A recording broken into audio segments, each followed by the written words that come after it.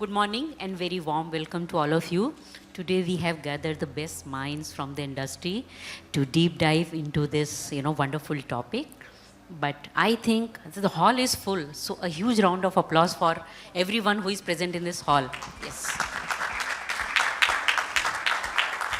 So before we begin the discussion, I think let's have a small quiz.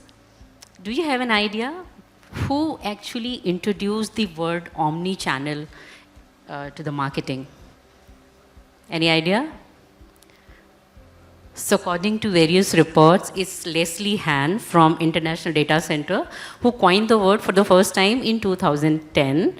And but the strategy was in the place since 2003. I think Best Buy, which is the American retailer, the Best Buy used omnichannel in 2003. Yeah. So let's begin the conversation. I think I'll have to start with Naresh. Yeah. Good morning, Naresh. Naresh, you manage retail at airports and metro stations, which get a large number of consumers, right? And how important omnichannel strategy is for you, and how do you bridge the gap between retail and physical? So thank you, audience. Just an introduction. We are a retail company. We have stores in the airport. So we have retail and F&B. I think from the importance point of view, extremely important. As you're aware, stores in airport are very small in terms of size compared to stores in the mall and in high street. So because of the size issue, I think what becomes important is the range. Your assortment which you can keep in a smaller store compared to an assortment in a bigger mall. So that is something which becomes very interesting. And let me explain how the retailers then, and an opportunity and how you can actually work around that and how an omni-channel becomes important. Let me give an example. Let's say an apparel brand. Very large SKUs, extremely large, range which is available outside. Because of the size of the store, you will keep only the best-selling assortment. Now, what if a customer comes in and he says that, I'm not very happy with the kind of, let's say, a shirt or a top which you are, having in the store. That's where technology comes in. That's where the omnichannel comes in. You can actually, through a UX interface, you can show your entire range. Customer can choose the product and that can be home delivered. Let me give an example from one of our own brand. One of our brand is called Artport, which is a gifting and a souvenir store. And we wanted to sell, a bigger priced, higher weight statues. And the general perception is in the airport, smaller size products sell. Or you can't sell a product which weighs 110 kilos. But we did that. So what we do is we have a very large Balaji statue with a QR code which actually talks about the product and the background to the product. And when a customer comes in, if the customer wants that, we do the ordering and then we ship it out. You'll be surprised at the kind of destination we have, sent these products. There have been US, there have been in Russia as well. So that's one thing. Second example, again, which possibly you guys as a customers can experience is duty-free shopping. Now in duty-free, there is something called availability and perception in terms of the price. So let's say you're flying in from Dubai, you are in Dubai airport, you want to buy your single malt. And you want to compare prices. You don't know when you're going to land in, let's say, Mumbai, that this single malt is going to be available. So there is an app which, as part of my earlier profile, we created together. You go onto the app, you check, and the app actually gives you the entire range of the brands and products available in Mumbai airport. You check whether your single malt is available. Second is, what is the price? So you can actually compare a price. It helps enhance business as well. So you are looking at, I would say, range extension. At the same time, you create a perception about the price as well. So these are some of the things which we, in airport retailing, use omnichannel. Yeah, very interesting perception about the price. And now welcome to Parag. Parag, you represent the diamond industry, one of the costliest items that we purchase, right? So how are you using technology and innovations to bridge your digital and physical channels?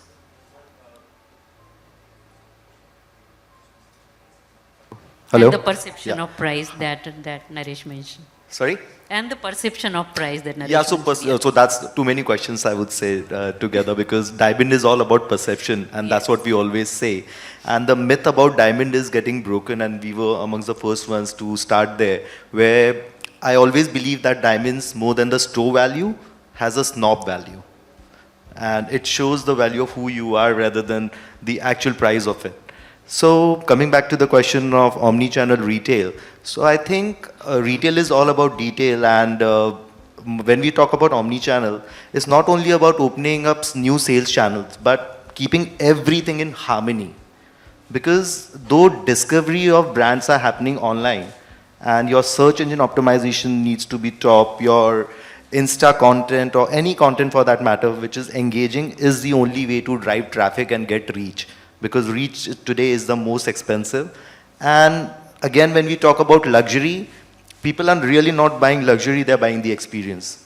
So when you get the eyeballs, and if you're not present at the right location, trust me, many newcomers, and even I'm talking about myself, when we were new, we would think, oh, we have written a great copy, this is a great ad, and people will look into our ad and they'll jump into our stores. Trust me, that doesn't happen. So you just keep on building on your creatives. So, and there's another study that a user has to see your ad minimum 7 times, like on an average 7 times to get converted or come to your store. And then there is an impulse which happens at airport stores. So we are very keen on coming at airports, because though people look at your ad, there are certain doubts about your product. For example, we do lab-grown diamonds, which is democratizing the diamond market. And it is the most trending topic in the jewelry industry now. But there are doubts in people's mind that whether it is real, fake, whether it is that expensive, whether it has a buyback or resale, because that is the frequently asked question. And though it is addressed, people still doubt if there would be a resale value for this.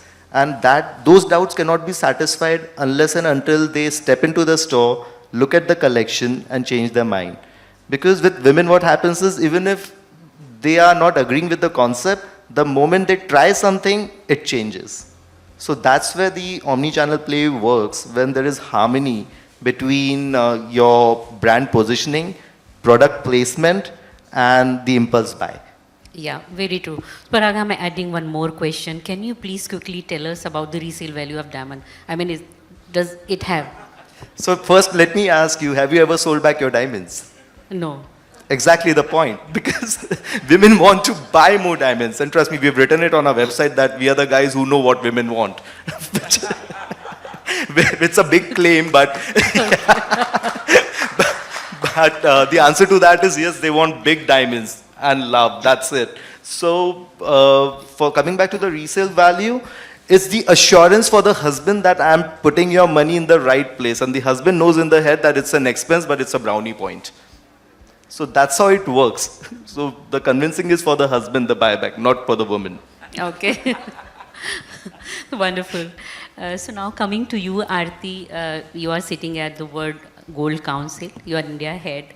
What are the emerging trends in omni-channel marketing in general and jewelry industry, or gold in particular? Good morning, everyone. First, I would like to introduce World Gold Council. I don't know if you're aware, but at World Gold Council, we promote the case for gold, in investment and in gold jewelry. And we work very closely with both the industries. So for gold jewelry, we work with the entire gold industry for the jewelry side, and for investment, we work very closely with BFSI.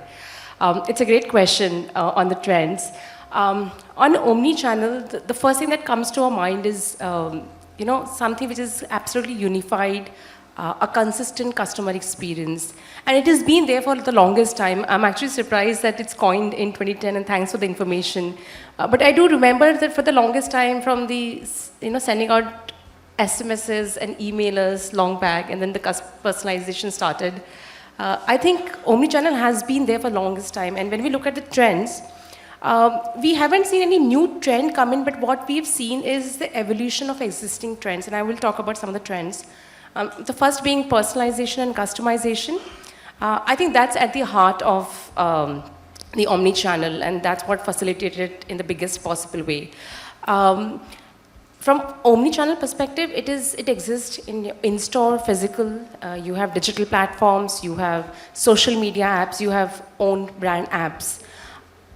If you look at personalization, and I'll give you one example, Nike has done a fantastic job in this, fantastic work on this, when they have created a great community of fitness enthusiasts, and they ensure that what conversations, what consumer behavior they understand out of the app that they've created, the digital platforms, the e-commerce, understanding what customers are, what they're browsing, what they're liking, what they're putting on the cart and not.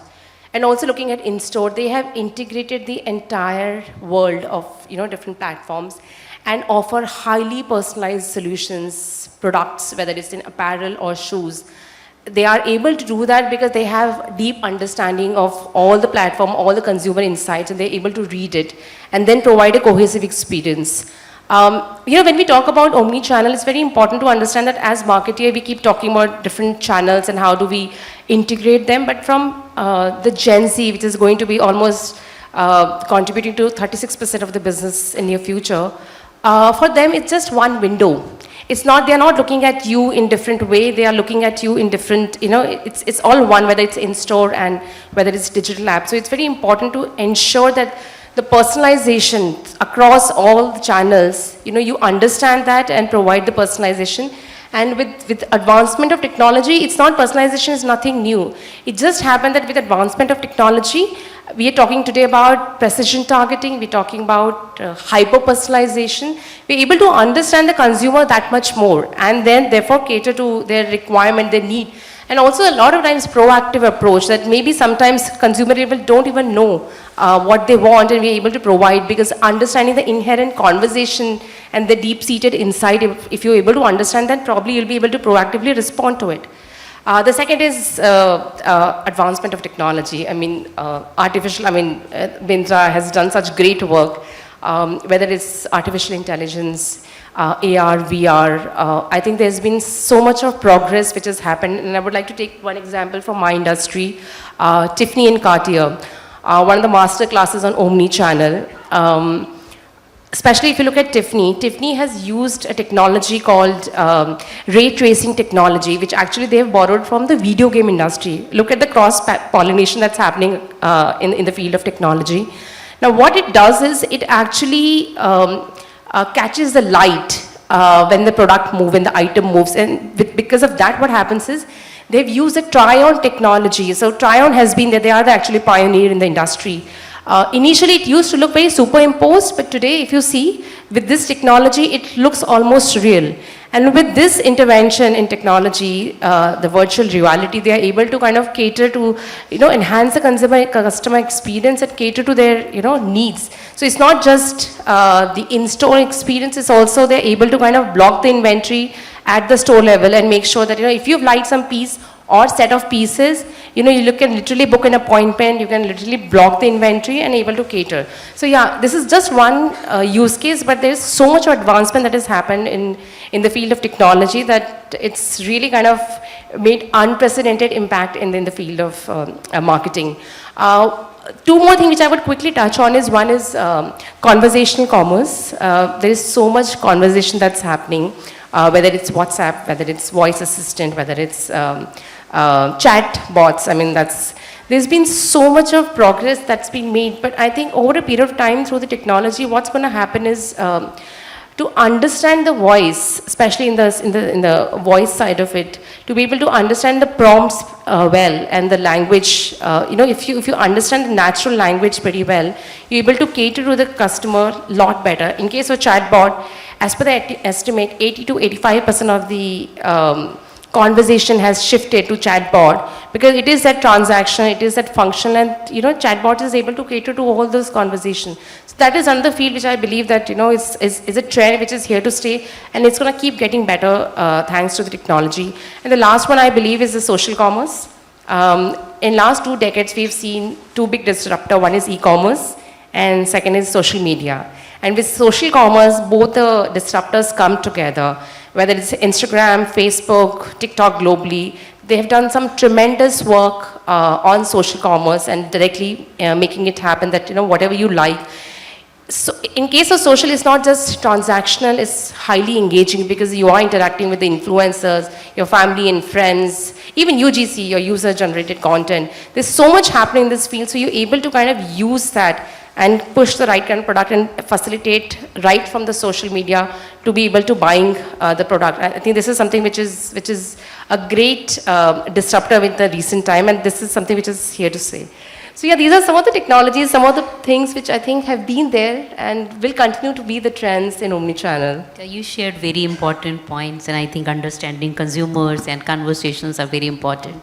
So I'll come to you, Avdut. First, I would like to ask Gyan, okay, how is Siaram Silk Mills, kind of integrating its phygital experience, especially with this recent D2C venture, Debo, right? And which is in the occasional wear segment. Yes. So thank you so much, Kavita, for asking a question. So CRM has a legacy of fabric and the trust what they've built up. Like the company operates for more than 5 decades. And with that kind of responsibility, when it comes to the audience, it's greater than what you can really expect when you come into a showroom, which is actually owned by CRM, designed by CRM for the people of India. So we started with this particular segment with a thought that there's a very big gap when you talk about different occasions which happen in India. And India has a diversified land. Every 100-meter things changes. The language is a different way of talking to people, and the way you celebrate the things and the culture is also very different. So in such a scenario, you have to have everything what people look forward to. So here, in this recent time, the customer is more wiser than what we really think. They're exploring things. When they're coming to the store or for any experience, they start on the mobile. They explore the design, they explore how they want to look. When they come back to the store or they discuss something with the person at the store, they already have something in mind. So giving a seamless experience is a very big responsibility. So what we have really did here that we start something, what we call a journey of a customer from the mobile. When they really want to look for something, for example, I take an instance of a wedding. A wedding is something where different occasion happens. You start from Sherwani, then there is Indo-Western, there are suits, there are tuxedos. You end up shopping for more than 10 garments. So for all these, styles are very important. And in the recent time when the destination, the theme wedding are happening, these becomes a very important parameter to dressing the groom as per the family and the way they really look forward to. So we give certain things on the mobile. The person can really style up. They understand what kind of things what we have. And also, there's a style guide where we want to start with, where a customer can have an understanding that how he can be dressed up. But even if now, the experience is still in the store because nobody wears Sherwani every day. So it's very difficult for a person to really presume, even if we are working on something what we use as a VR. And the VR helps you in terms of understanding how the Sherwani look into us. But the fit and the size of Sherwani is very different from the usual time. So it's always important to give the same experience in the store, which is a responsibility of the core member of the store, what we have really designed. So it all takes towards just not for the billing, it's also post-billing experience, where we talk about the experience what we have created and bring back to the customer. So this is where CRM has really drawn the line. Yeah, very interesting, in fact. So Avdut, you heard all the brands, right? And I think you are the odd man out here, representing the agency side. Correct. So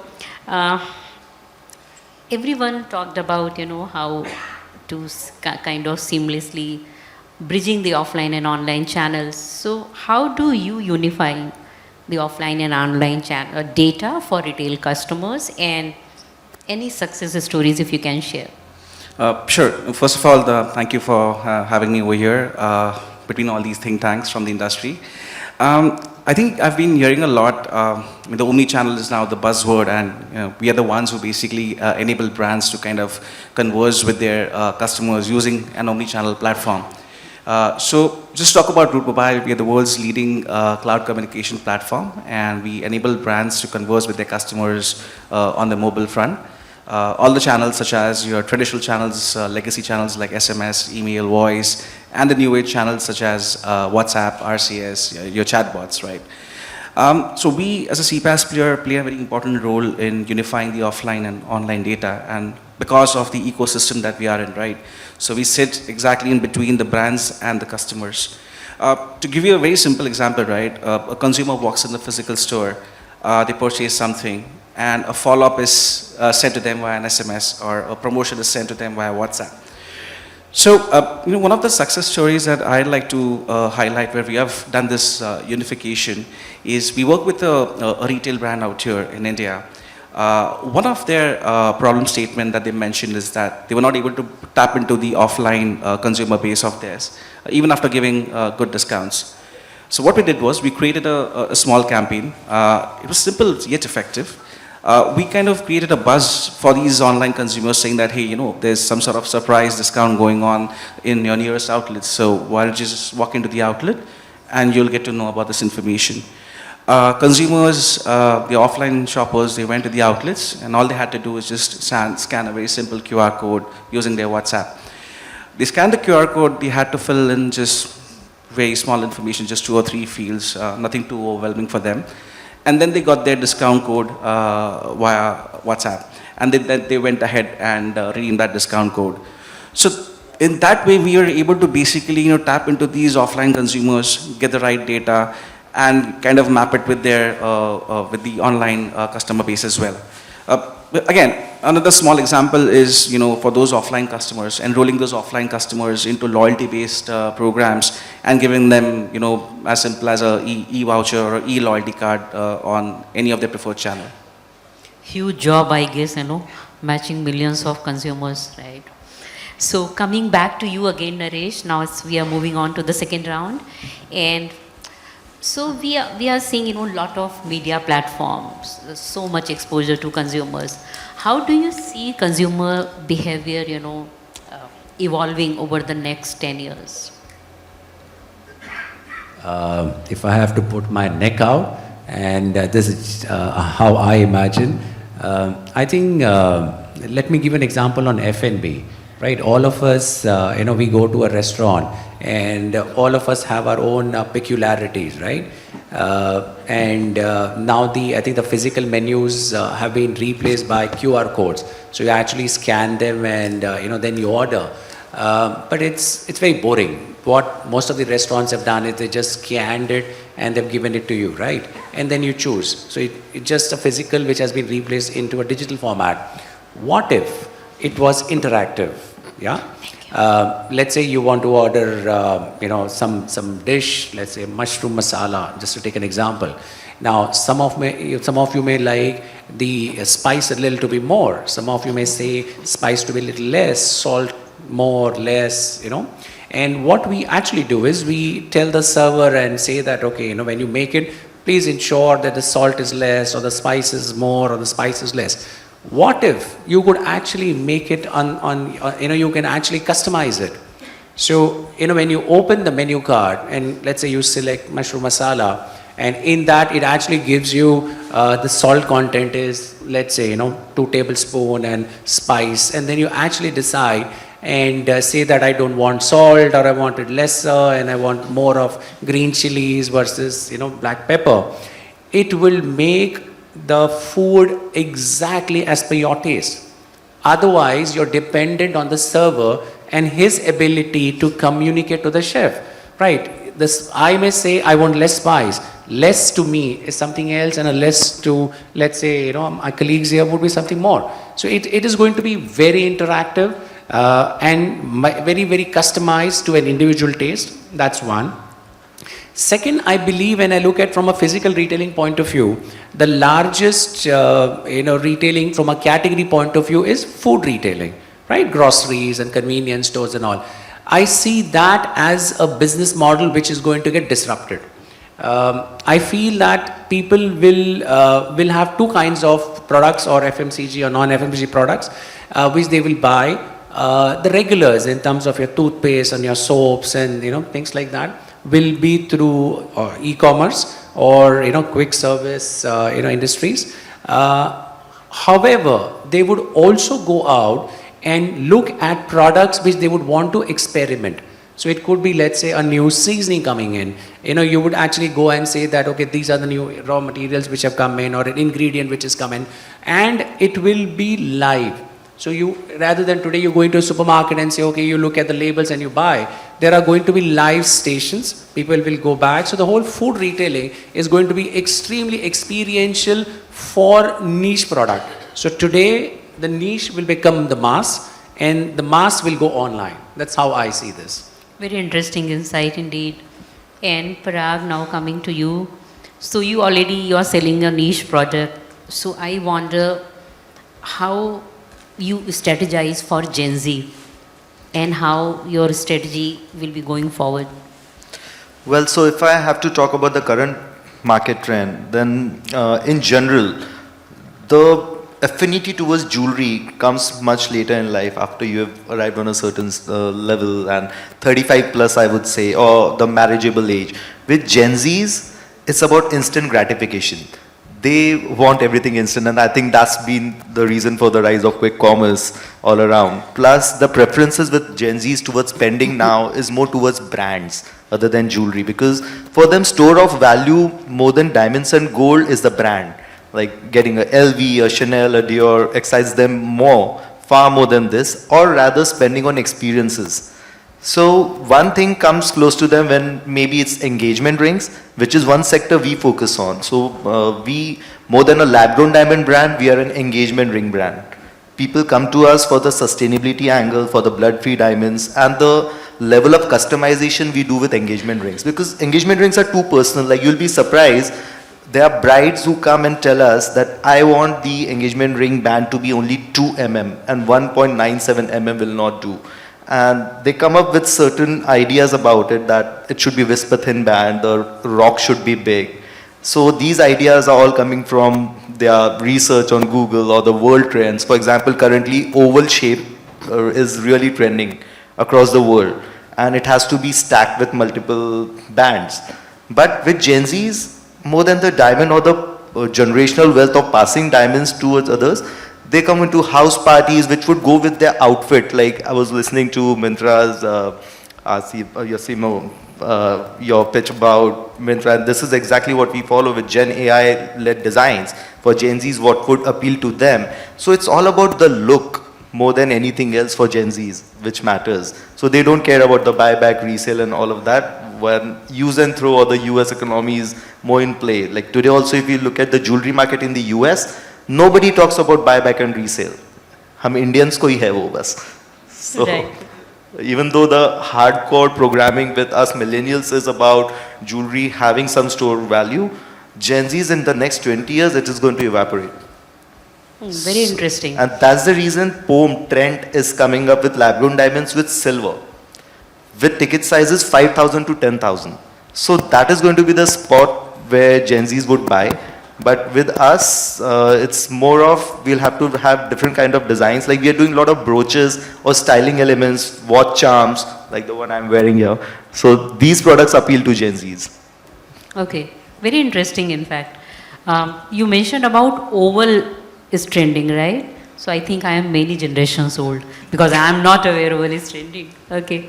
So coming to you, Aarti, with the entry of, entry of AR, VR and AI, how do you see the retail landscape transforming over the next few years? Another great question. I think this is something which is already happening, and this will continue to happen with the technology evolving. The retail landscape will keep changing. Omnichannel is one big example of that, actually. I was actually, when I was talking about the trends, I did talk about the technology. If you look at artificial intelligence to start with, one of the biggest use cases is analytics. The data analytics part of it, and that has changed the way the entire retail experience is actually, the way the brands look at the entire retail experience.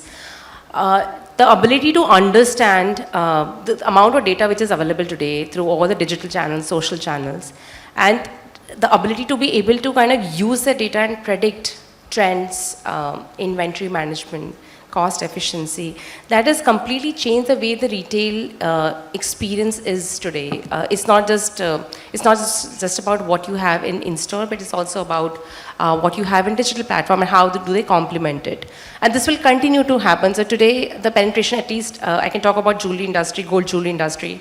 The penetration is around 2 to 3%, which is very, very small. Yet, that is what's going to change, because the Gen Z, if you look at, they are digital first, and therefore they're looking at browsing, the entire discovery, the engagement happens, and then they move to the in-store side. And this is all facilitated by the artificial intelligence.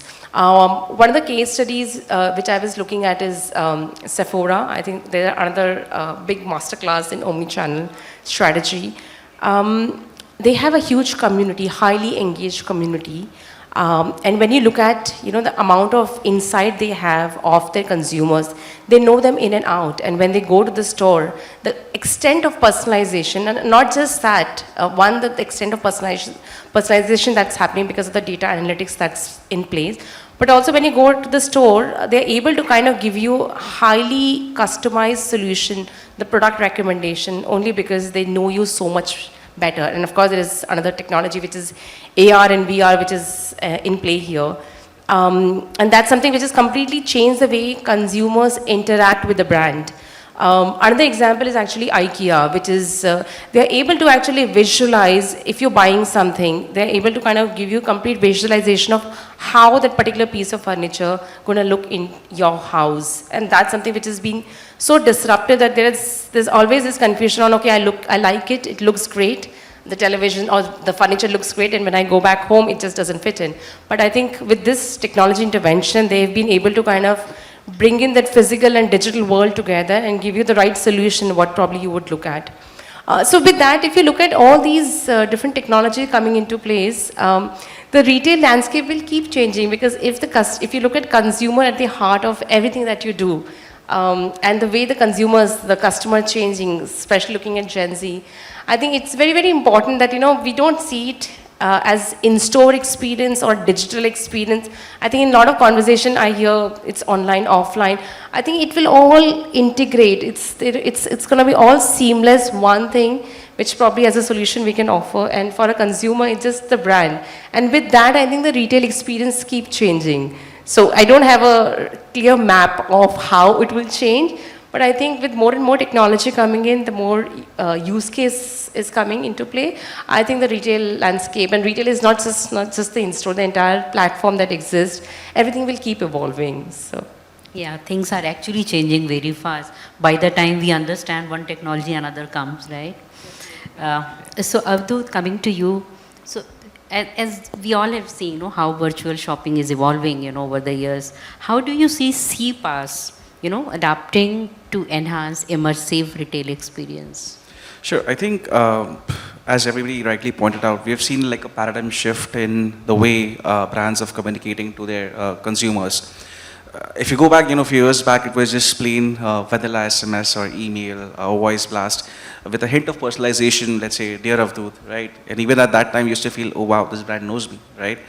From that to having these AI-based chatbots where, you can just type in your query and the chatbot will kind of give you the right answer, or personalized recommendations basis your purchasing history, is where we have seen this shift happen, right?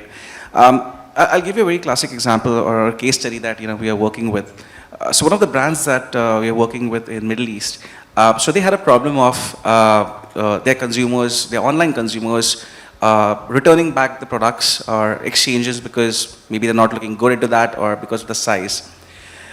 This kind of costed them additional overheads, and they also saw few churns in their customer base. So we went back to the whiteboard and we kind of realized that, okay, the problem is this tryouts, right? Consumers usually like to go to the shop, try out the clothes, see if it's fitting them, see if the color suits them, and then basically make an informed decision. Now what we did was, as a CPaaS player, we kind of came up with a AR, VR based try-on clothes. It is very simple. What the consumer has to do in just 3 steps: upload their image, choose the product they've liked, and in the next moment they'll see how that shirt or how their jeans is fitting onto it, right? This not only gave the consumer like a wow experience, but they also see a lot of consumers being retained and converting those retained customers into loyal customers, right? So as a CPaaS player, we've realized that we need to kind of stay ahead of this curve and offer these retailers, offer these consumers with the immersive retail experiences by either kind of offering them these AR/VR tryouts or AI-based virtual shopping assistants who will kind of give them informed product recommendations. Yeah, right. Thank you. And now coming to you, Gyan. So brands are, integrating their stores, e-commerce, all kind of, seamless kind of channels. But everything is, I think, for to win the consumer's loyalty. So my question is, are consumers really loyal today? And how do you see loyalty, over the next 10 years? So that's the most difficult part, I'll say. So retail actually, it's more like retain. Everyone works for retaining the customers nowadays. And when we talk about it, it's the most difficult part because customer is changing. And what we like discussing right now, the kind of what Parag said is very right. When a customer is coming for a specific occasion, he has a very specific thing in demand, that this is what I want. And you have to be very much ready for it. So what we are really doing at the store is to do it. We have customization in place. We are getting done what they actually look forward to. For example, if a person is liking a Jodhpuri, we can actually customize into Indo-Western as per their style, as per their size. And that's what they look forward to. Because even if they're liking the design, they probably not like the style. Even if they're looking forward to something what they like, the problem in our segment is consumer is one person and customer is someone different. So usually the father pays and the son buys it, or usually it's the other side of it.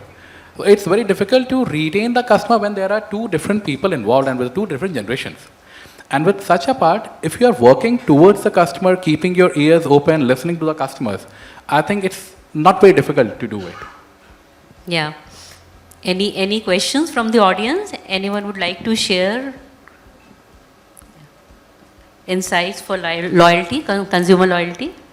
No? Okay. Yeah, sure. I think consumer loyalty largely depends also on the category. Like for with jewelry, there is the LTV is quite high. Like we really experience 42% retention with jewelry because once the customer is there, every occasion they keep coming back. So we really know their family tree, when is whom getting married. So that ways, with apparel, it's fashion which commands more than that. Yeah, right. I think a degree is important. Right? So that also, having a segment in a fashion and catering to someone who looks forward to the fashion, because wedding is also a fashion in a way nowadays. So it's more about advocacy, what brings the people back when we talk about it. So what kind of service, like it's not about only towards the service and the product, it's more about hospitality nowadays. Because when a customer comes, I hope it happens in your store as well, like people spend not less than 30 minutes. It's the experience, if we'll talk about it, goes from 15 minutes up to 4 hours as well. Absolutely. So having the customer there 4 hours and having them on the same zone, because it's not very easy to retain customer in the same excitement or that kind of thoughts when they start with. Yeah. So that's become the very challenging part, and we are. So I think customer engagement is what we are talking about. Then, if they're Definitely. really kept engaged, and that is again by bringing new trends to them all the time. Like Zara does that. Yeah. We're getting the fast trend with all around the world and bringing it to the stores. Naresh, you would like to share your point of view on this?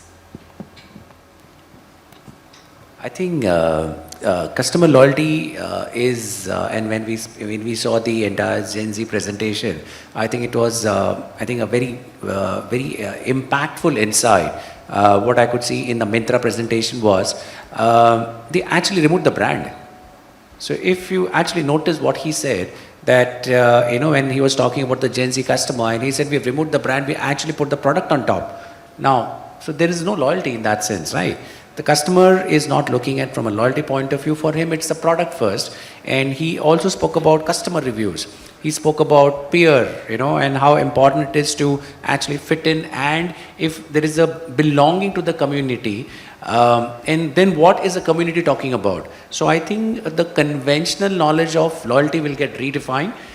There are a lot of communities, and all of us will, as a consumers, will belong to a certain community, and we will take feedback and or reviews from those community that will define loyalty. That's how I look at it. And I think true. alcohol would have the highest loyalty, isn't it? So,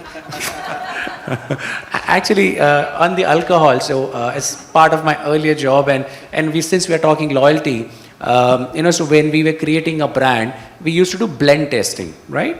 And as part of the blend testing, and we are talking about consumer research, we used to call people from the competition brand and say that, you are segmenting a brand and the competition brand customers are there. They come in, and we used to do the blend in blind, right? So, and customers, 90% of them in alcohol, they must have been drinking that brand for 5 years or 10 years and all that, whatever they would claim, they could not identify their brand. Yeah, so that's a proven thing. It's just Very the interesting. imagery in alcohol which is important.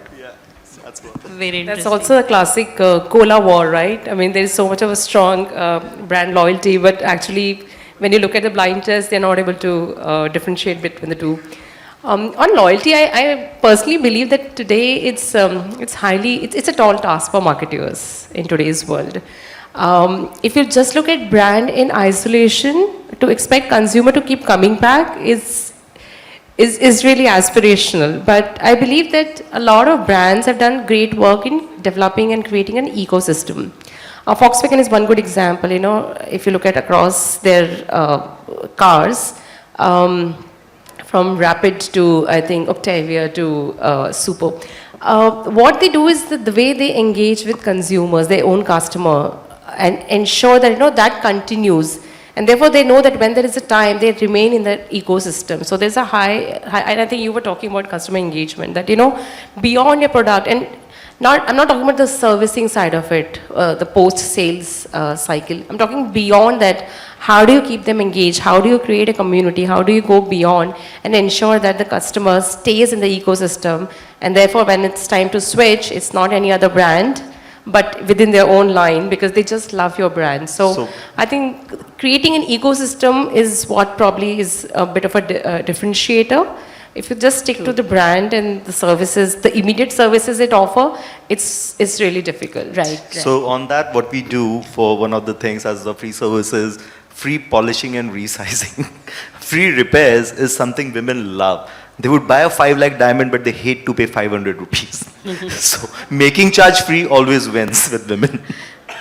So I think this is an allegation against women. Okay, I protest. It's not. I protest. I appreciate them. I protest. Okay. I'm So now actually moving- surprised because we are in the related industry, gold and diamond.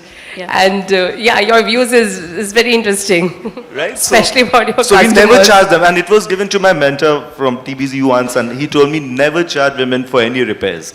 Because when they come back for their repairs, they see something in the shelf and they buy it. Okay. So now moving on to the final round, which is rapid fire one, and I'll start with Gyan. So one blunder that you might have done in your marketing. Sometimes we are not that much active. Having an active social is very important nowadays. Okay. Yeah. Okay. One big innovation, Avdut. In the retail space? Yes. I think this AR/VR based tryout clothes, right? I think everybody was talking about the loyalty, right? From a brand point of view, from a consumer point of view, if I'm stepping in the consumer shoes, for me, experience and convenience matters a lot. So offering this AR/VR based tryout clothes for customers offers both the things. Okay, Aarti, your most favorite omni-channel campaign? Yeah. I'm not sure about a campaign per se for omni-channel strategy, but I love Sephora. The kind of work they've done. I think there are even the Nike's done great work, but Sephora really stand out because from the community building to be able to kind of integrate the entire experience and in store itself, I think highly personalized. They've done such great work. So that's my champion on omnichannel. Parag, your big blunder. My what? There are too many, I think. Hey, just share one biggest one. Well,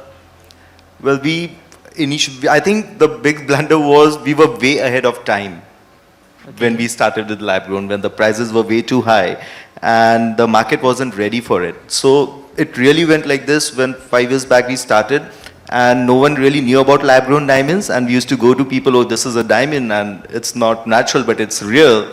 And people would be, really, if it's so nice, why are you the only one selling it? So timing is very important, I would say. Okay. So to avoid any blunders, your timing has to be right. Okay, so coming to you, Naresh, given a chance, who in the industry you would like to poach into your team? All right. I think what we're looking for is a good marketing agency. Yeah. So anybody in the It doesn't marketing exist, side- Naresh. Trust me. We are sitting just right here. Marketing agencies are a scam. So this is how we are, kind of bridging the gap between physical and omnichannel. Yeah. Okay. So thank you for, giving us time and sharing your wisdom with us. Thank you. Thank you so much.